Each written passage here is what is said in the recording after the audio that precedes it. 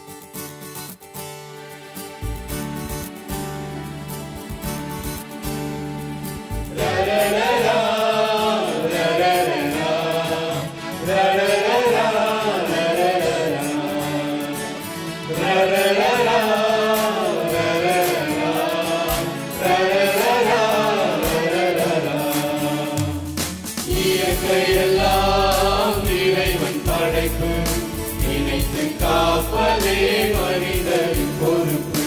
இயற்கையெல்லாம் இறைவன் படைப்பு, நினைத்து காப்பதே மனிதரின் பொறுப்பு. பூமிக்கு சொந்தக்கார கடவுள் தானையா, பூமியை அழிப்பது ஏது உரிமையா?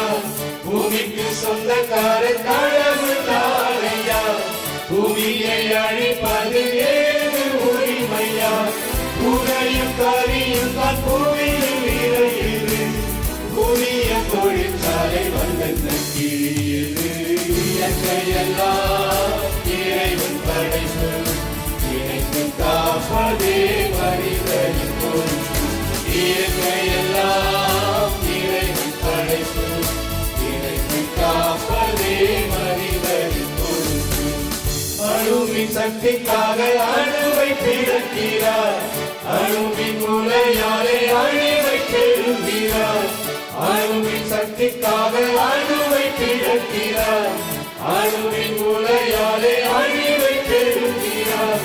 கடமை மறந்ததால் காற்றை அழிக்கிறார், கண்ட உலகத்தை போட்டு தானே நிலத்தை கெடுக்கிறார். இயற்கையெல்லாம் இறைவன் படைப்பு, இணைத்து காப்பதே மனிதனின் பொறுப்பு.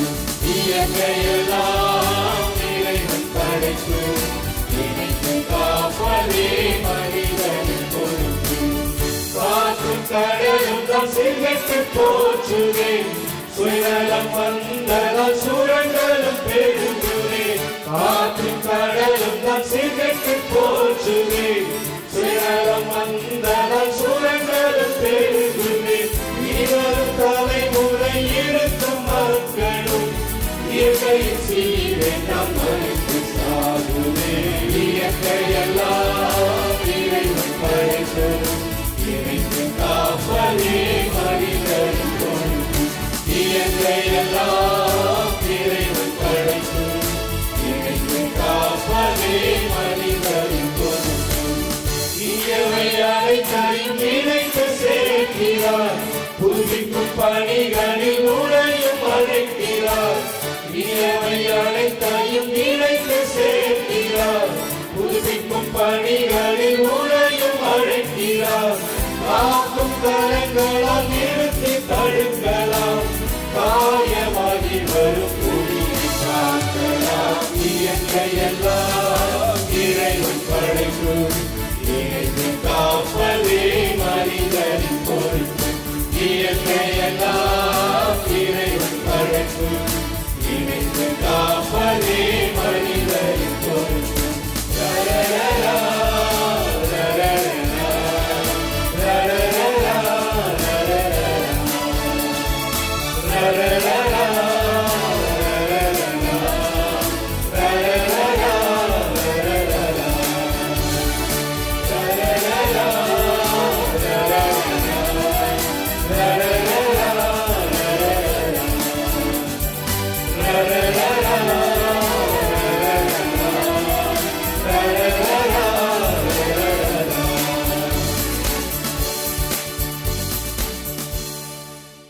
கிறிஸ்து இயேசுவுக்குள் எனக்கு அன்பான இறைமக்களே, இந்த காணொளி வாயிலாக இந்த நிகழ்வை பார்த்து கொண்டிருக்கிற அனைத்து இறைமக்களையும் சந்திப்பதிலே நான் மற்றற்ற மகிழ்ச்சி அடைகிறேன். உங்கள் அனைவருக்கும் இறையாசி உரித்தாகுக. இயற்கையெல்லாம் இறைவன் படைப்பு, அதை இணைந்து காப்பது மனிதனின் பொறுப்பு. மனிதனின் பொறுப்பற்ற வாழ்வால் அதிகாரம் கொள்ளுகிற மனநிலையால் இன்றைக்கு உலகம் இப்படி சீர்கெட்டு கிடக்கிறது. உலகம் வெப்பமயமாகுதல், இயற்கையின் மாறுபாடுகள், வனங்கள் அழிக்கப்பட்டு தனி மனிதனுக்கான முதலாளித்துவம் வளர்ந்து கொண்டிருக்கிற ஒரு சூழலில் ஏழைகள் முற்றிலும் ஏழைகளாகவும், வசதி படைத்தவர்கள் மேலும் வசதி படைத்தவர்களாகவும் மாறுகின்ற ஒரு சமூக அமைப்பிலே நாம் வாழ்ந்து கொண்டிருக்கிறோம். இதற்கு முக்கிய காரணம், நாம் வாழ்கிற இந்த உலகம் கடவுளால் ஏதேன் தோட்டமாய் நமக்கு அளிக்கப்பட்டது. அதை இன்றைக்கு பாலைவனமாய் நாம் மாற்றி இருக்கிறோம். இதற்கு மிகவும் காரணமாயிருப்பது, நாம் இந்த உலகத்திலே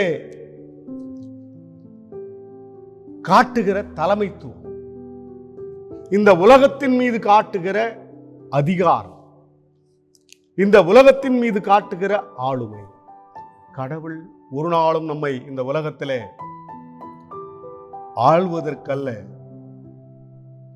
பண்படுத்தி பராமரிப்பதற்கே படைப்புகள் அனைத்தோடும் நம்மையும் சேர்ந்து படைத்தார்.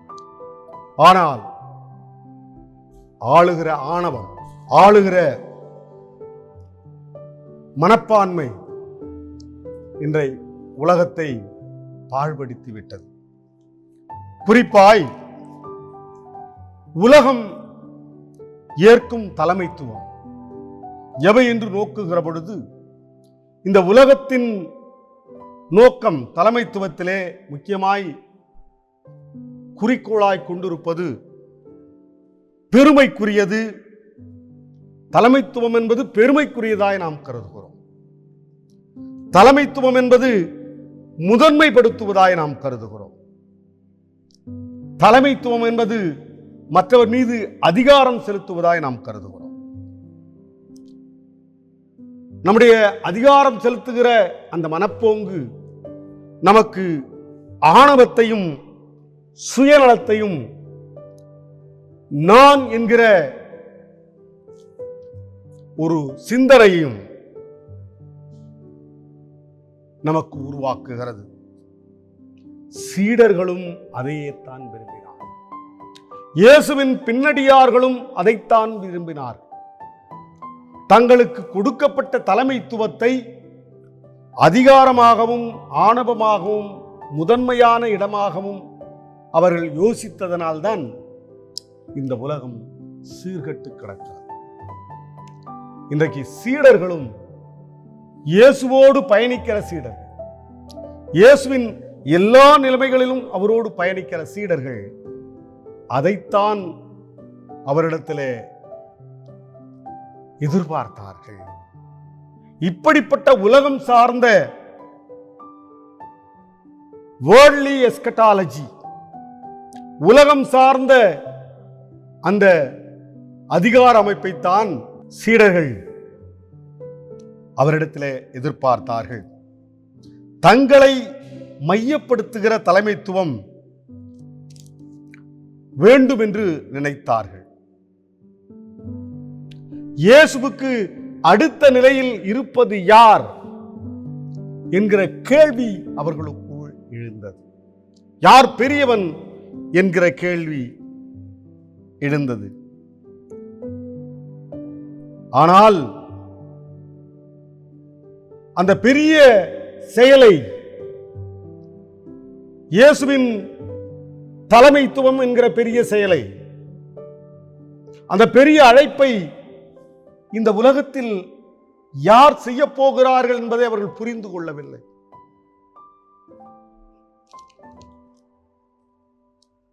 அவர்களை சுயநலம் மறைத்து விட்டது. அவர்கள் அடுத்த தலைமைத்துவம் யார், நெக்ஸ்ட் லீடர்ஷிப் யார் என்பதில் தான் போட்டி போட்டுக் கொண்டார்கள். இயேசுவின் நோக்கத்தை மறந்த சீடர்கள்.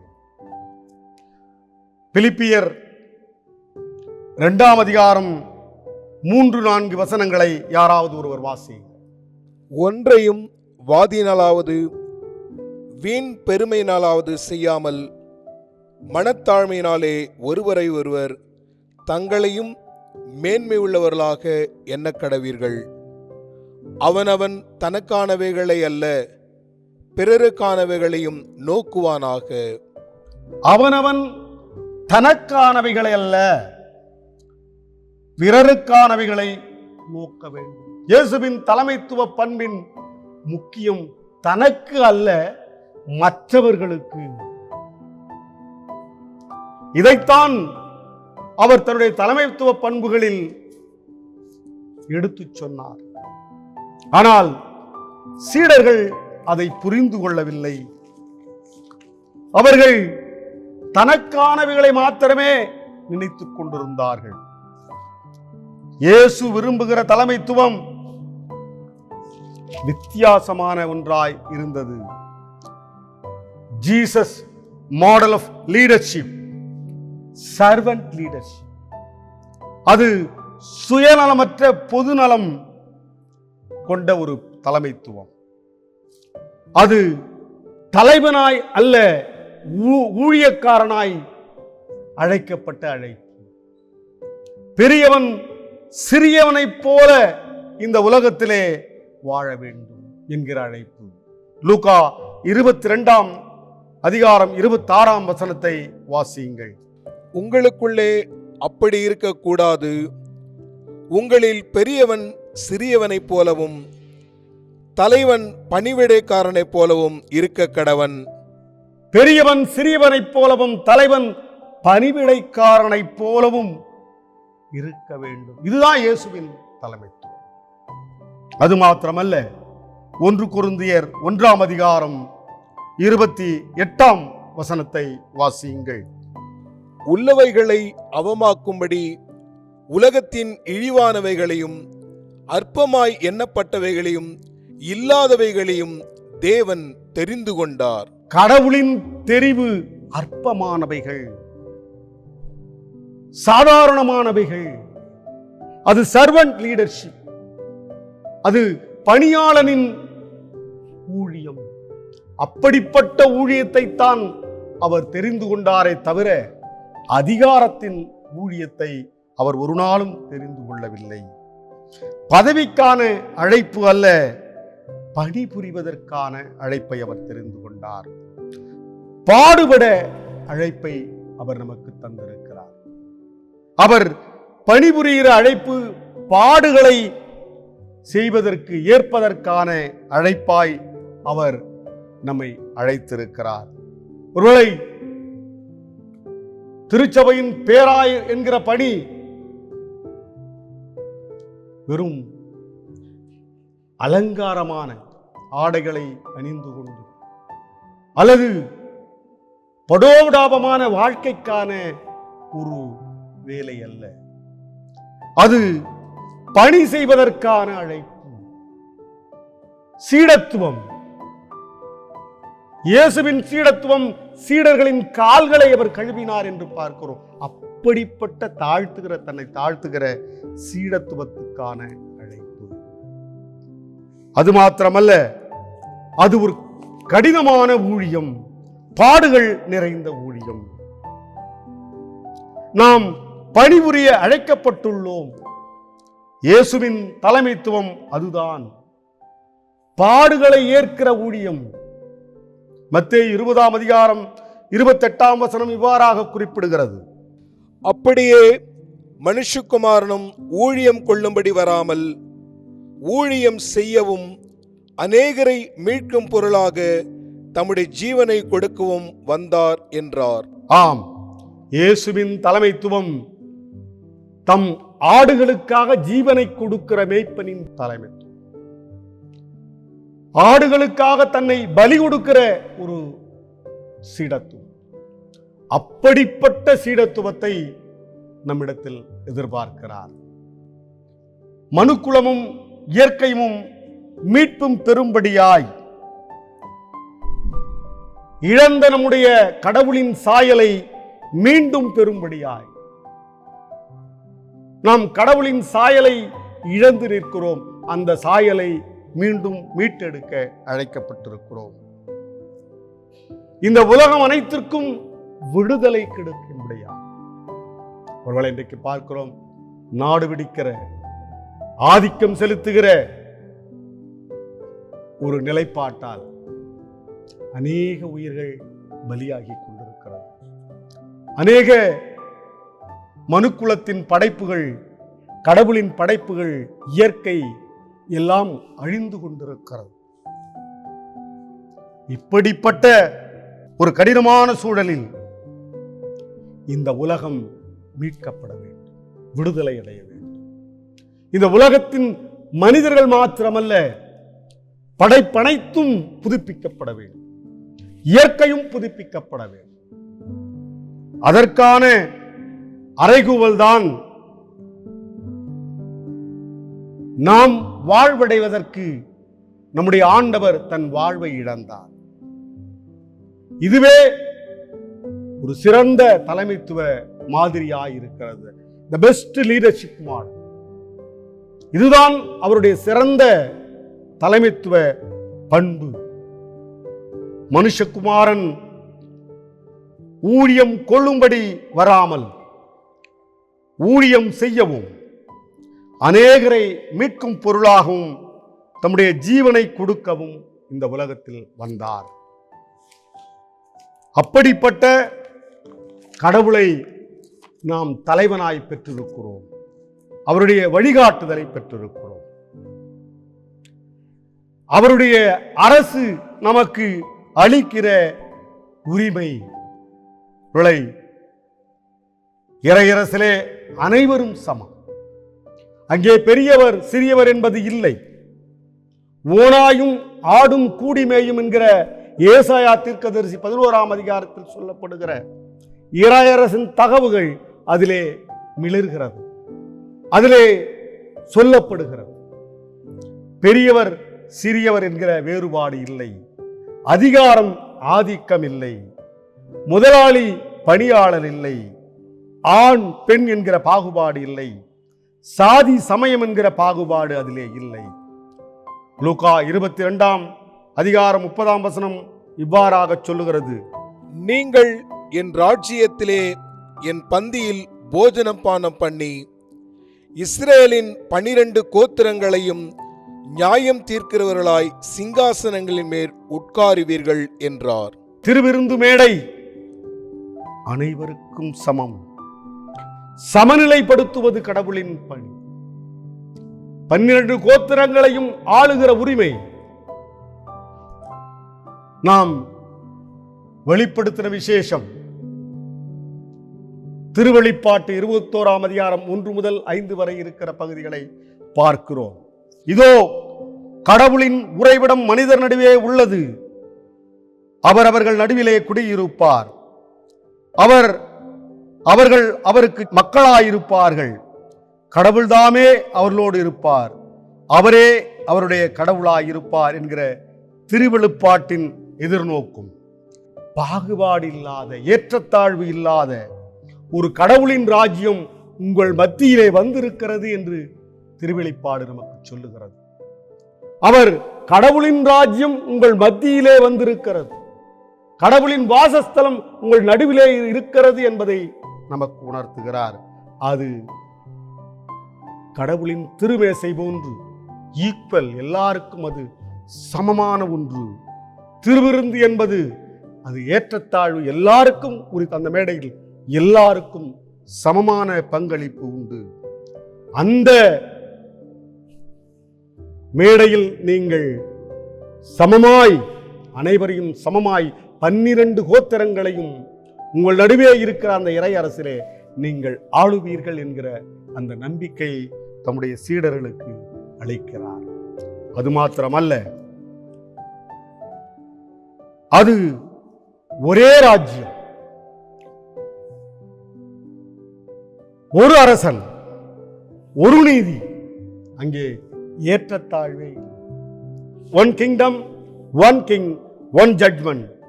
நாமே அதை செய்ய போகிறோம். அவருடைய ராஜ்யத்திலே அதை நாமே நிறைவேற்றப் போகிறோம். அது ஏற்றத்தாழ்வு இல்லாத ஒரு சமமான, அனைவருக்கும் பொதுவான ஒரு அரசு, சுயநலம் அற்ற பொதுநலம் நிறைந்தது. இதைத்தான் கலாத்தியர் 3ஆம் அதிகாரம் 28ஆம் வசனம் சொல்லுகிறது. யூதன் என்றும் இல்லை, கிரேக்கன் என்றும் இல்லை, அடிமை என்றும் சுயாதீனன் என்றும் இல்லை, ஆண் என்றும் பெண் என்றும் இல்லை, நீங்கள் எல்லாரும் கிறிஸ்து இயேசுவுக்குள் ஒன்றாயிருக்கிறீர்கள். நீங்கள் கிறிஸ்து இயேசுவுக்குள் ஒன்றாயிருக்கிறீர்கள். கிறிஸ்துவுக்குள் எனக்கு அன்பான இறை மக்களே, ஆணவம் நிறைந்த நம்முடைய ஆணவத்தை அழிப்போம். அது மாத்திரமல்ல, நம்முடைய அகந்தையை அழிப்போம். தீய குணங்களை நம்மிடத்திலிருந்து எடுத்து போடுவோம். புதிய மனிதனாய் மாறுவோம். சிந்தனையில், செயலில் இயேசுவை நாம் வெளிக்காட்டுவோம். நம்முடைய வாழ்வு பிறருக்கு வாழ்வாகட்டும். அந்த அறைகூவலோட நம்முடைய மேட்டிமையான சிந்தனைகள், மேட்டிமையான செயல்பாடுகள், நம்முடைய ஆணவம் எல்லாவற்றையும் தூக்கி எறிந்துவிட்டு நம்மை நாம் தாழ்த்தி பிறருக்கு ஊழியம் செய்வதை இறையரசின் தகவு என்பதை இந்த உலகுக்கு எடுத்து காட்டும். பிறர் மீது அன்பு செலுத்துவதே இந்த உலகத்தின் கடமை என்பதை நாம் உலகுக்கு உணர்த்துவோம். குறிப்பாய் இயற்கையை குறித்த அக்கறையை ஏதோ ஒரு செயல்பாடாய் அல்லாமல் நம் உள்ளங்களில் தூண்டும். ஒரு நெகிழியில்லா திருச்சபையை, நெகிழியில்லா ஒரு உலகத்தை உருவாக்குவதற்கு துணிப்பைகளை பயன்படுத்துவோம். துணிப்பைகளை பயன்படுத்துவதற்கான முயற்சியில் ஈடுபடுவோம். நம் காணுகிற இடங்களிலெல்லாம் விதைப்பந்துகளை வீசுவோம். நாம் கிடைக்கிற இடங்களிலெல்லாம் மரங்களை நடுவோம். இயற்கையை பேணுவோம். இயற்கையெல்லாம் இறைவன் படைப்பு. இணைந்து காப்பது மனிதன் பொறுப்பு. பூமிக்கு சொந்தக்காரர் கடவுள் என்பதை நாம் உணர்ந்திருக்கிறோம்.